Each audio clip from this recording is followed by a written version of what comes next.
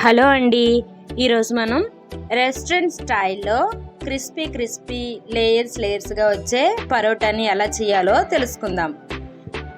దీనికి ఈక్వలెంట్ రేషియోతో 2 కప్పుల మైదా పిండి, 1 కప్పు గోధుమ పిండి 1:2 వేసుకొని చక్కగా కలుపుకోవాలి. పిండి ముందు పొడి పిండిని చక్కగా మిక్స్ చేసుకోవాలి. కలిపి చల్లించుకున్నా పర్వాలేదు, ఇలా కలుపుకున్నా పర్వాలేదు. ఇలా కలుపుకొని వీటికి సరిపడినంత ఉప్పు ముందుగుండానే వేసుకొని కొంచెం కొంచెంగా ఆయిల్ వేస్తూ చక్కగా కలుపుకోవాలి. ఇన్స్టెంట్ పరోటాని తీసుకొచ్చి అప్పటికప్పుడు చేసుకొని ఆరోగ్యాన్ని పాడు చేసుకునే బదులు ఇలా కొంచెం టైం తీసుకొని శ్రద్ధగా ఇంట్లో చేసుకుంటే ఆరోగ్యానికి ఆరోగ్యం, రుచికి రుచి.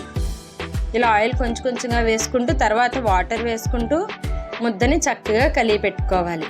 పిండి ఎంత బాగా కలిపితే అంత టేస్ట్ వస్తుంది. దీనికి ముందుగానే చెప్తున్నాను, ఆయిల్ ఎక్కువ పడుతుంది. ఆయిల్కి బదులు కొంతమంది డాల్డా వాడతారు, నెయ్యి వాడతారు. నేనైతే ఆయిలే ప్రిఫర్ చేస్తాను. ఆయిల్ వేసి కలిపిన పిండి లేయర్స్ చక్కగా విడుతుంది. చూడండి, ఇలా ఆయిల్ వేసి చక్కగా పిండి కలుపుకుంటూ బాగా స్మూతీగా అయ్యేటట్టు కలుపుకోవాలి. చాలా జాగ్రత్త అండి, పిండి మరీ పలచబెట్టకూడదు, అలా అని మరీ స్టిక్కీగా కూడా ఉండకూడదు. ఇలా స్మూతీగా ఫ్లఫీగా ఉంటే చక్కగా బాగుంటుంది. ఇలా బాగా కలిపెట్టుకున్న పిండిని మూత పెట్టి 1 అవర్ బాగా నాననివ్వాలి. మనకి పరోటా చేసుకోవడానికి ఇన్స్టెంట్గా అయిపోవాలి అనుకుంటే అవ్వదండి, బాగా ప్రిపేర్ చేసుకోవాలి. ఎప్పుడైనా ఫ్రీ టైంలోనే ట్రై చేయండి. ఇలా అయిన తర్వాత 1 అవర్ నానిన తర్వాత ఉండలుగా చేసుకొని చక్కగా చపాతీలా ఒత్తుకోవాలి. ఒత్తుతున్నప్పుడు పొరపాటును కూడా పిండి వేయకండి, ఆయిల్ వేసుకుంటూనే వత్తండి. ఇలా ఒత్తిన చపాతీని చక్కగా సన్నని రిబ్బన్స్ లాగా చాక్తో కట్ చేసుకోవాలి. స్టార్టింగ్ ఎండింగ్ విడిపోకుండా మధ్యలో మాత్రం రిబ్బన్స్ వచ్చేటట్టు చాలా నెమ్మదిగా కట్ చేసుకోవాలి. మనం ముందుగుండానే చెప్పుకున్నట్టు దీనికి టైం ఎక్కువ పడుతుంది, పేషెన్స్తో చేసుకోవాలి. కానీ మంచి రిజల్ట్ వస్తుంది, చాలా ఇష్టంగా తినొచ్చు. మీరు ఒకసారి ట్రై చేయండి. ఇలాంటి ఎన్నో వంటకాలు, హోమ్ రెమెడీస్తో మీ ముందుకు నేను వస్తున్నానండి. నా ఛానల్ని లైక్ చేయండి, సబ్స్క్రైబ్ చేయండి. వీడియోస్ ప్రతి ఒక్కటి తప్పకుండా చూడండి. ఇలా రిబ్బన్స్గా కట్ చేసుకున్న లేయర్ చపాతీని ఇలా చూడండి, ఇలా పొడవుగా రిబ్బన్గా చేసుకొని దీన్ని సర్కిల్ చేసుకోవాలి. వీడియోలో చూస్తున్నట్టు రోల్ చేసుకోండి. మనం ఆయిల్ ఎక్కువ వేసాం కాబట్టి పిండి అంటుకోదు. ఇలా రోల్ పిన్తో చక్కగా ఒత్తుకోండి, గట్టిగా ప్రెస్ చేయకండి. పైన అలా ఒత్తుకుంటూ నెమ్మదిగా చూడండి, ఈ సైజు వచ్చినంత వరకు నెమ్మదిగా ఒత్తుకొని దీన్ని ఇప్పుడు పెనం పైన వేసుకోవాలి. చూడండి, లేయర్స్ కనిపిస్తున్నాయి. పెనం బాగా కాగిన తరువాత మాత్రమే వేయాలి.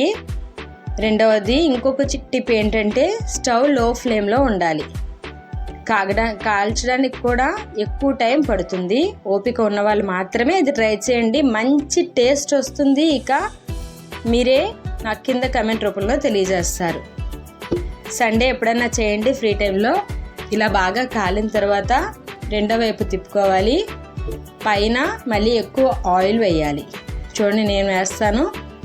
అలా ఆయిల్ వేసి ఇలా నెమ్మదిగా కలుపుకొని మళ్ళీ తిప్పి రెండో వైపు కూడా ఆయిల్ వేసి చక్కగా గోల్డెన్ బ్రౌన్ కలర్ వచ్చినంత వరకు కాల్చుకోవాలి. స్టవ్ హైలో పెడితే లోపల ముద్దలు ఉండిపోతుంది. సో లో ఫ్లేమ్లోనే దీన్ని ఫ్రై చేసుకోవాలి. చూడండి, చక్కగా మంచి కలర్ఫుల్గా వచ్చినంత వరకు చక్కగా కాల్చుకోండి. పొరపాటును కూడా స్టవ్ హై ఫ్లేమ్లో పెట్టొద్దు, మాడిపోతుంది. చూడండి, రెండు వైపులా మంచి బ్రౌనిష్ కలర్ వచ్చినంత వరకు బాగా కాలిన తర్వాత ఇప్పుడు చూడండి అసలైన మ్యాజిక్. లేయర్స్ క్రిస్పీ పరోటా ఎలా రెడీ అవుతుందో మీరే చూద్దరు. కానీ ఇలా చూసారా, అప్పటికే లేయర్స్ విడిపోతున్నాయి. సో పిండి కలిగి పెట్టిన దాన్ని బట్టి ఈ లేయర్స్ వస్తాయండి. ఇంకా ఫైనల్ టిప్ ఏంటంటే దాన్ని అలా ప్లేట్లో పెట్టుకొని బేషన్ పెన్ పెట్టుకొని అది లేయర్స్ వచ్చినట్టు దగ్గరికి ప్రెస్ చేసుకోవాలి. అక్కడ వస్తుంది అసలైన మజా. చూడండి, దీన్ని చక్కగా ఇలా ప్రెస్ చేసుకుంటే ఆ అంటుకున్న లేయర్స్ అన్నీ వదిలి వేడివేడి parotta crispy layer restaurant style parotta మీ ముందుకి వచ్చింది. దీనికి పరోటా కర్రీ వాడుకోవచ్చు. ఈ కర్రీ ఎలా చేయాలో నెక్స్ట్ వీడియోలో తెలుసుకుందాము. ఇంకెందుకు ఆలస్యం, వేడివేడి crispy layer parotta, restaurant style తలమించిపోయే పరోటాని మీరు కూడా చేసుకోండి. ఈ వీడియోని మీ ఫ్యామిలీ మెంబర్స్కి షేర్ చేయండి, లైక్ చేయండి, సబ్స్క్రైబ్ చేయండి. వావ్, చూస్తుంటేనే నోరూరుతుంది.